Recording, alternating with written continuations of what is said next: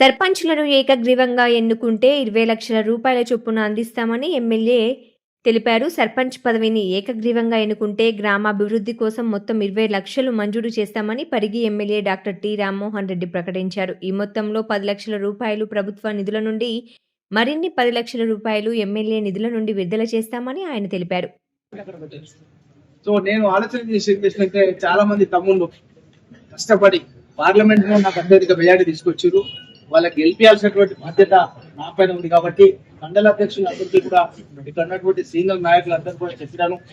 ఒక్కొక్క అభ్యర్థి ఏ రంగంలో ఉండాలి, ఒకవేళ వీలైతే పోటీ లేకుండా కూడా ఎలక్షన్లో గెలిచేటట్టుగా ప్రయత్నం చేయాలి అన్న విషయాన్ని నేను పలు సందర్భాల్లో ఇక్కడ ఉన్నటువంటి నాయకులకు అందరూ కూడా చెప్పడం జరిగింది. అయితే ఎక్కడైతే పోటీ లేకుండా ఉంటే ఇంకా వాళ్ళకు పెద్ద ఎత్తున ప్రోత్సాహం ఇవ్వడానికి ఒక 20 లక్షల రూపాయలు, ఎక్కడైతే పోటీ లేకుండా వస్తే 10 లక్షలు ప్రభుత్వం ఇచ్చేదే కాకుండా 20 లక్షల రూపాయలు నేను నా యొక్క ఎమ్మెల్యే ఫండ్ నుంచి పెట్టి యునానిమస్ గా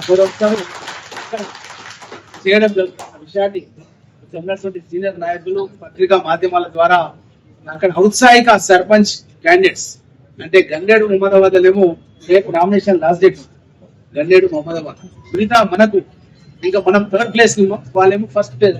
కాబట్టి ఇది వాళ్ళకు కూడా వర్తిస్తుంది, మనకు కూడా వర్తిస్తుంది.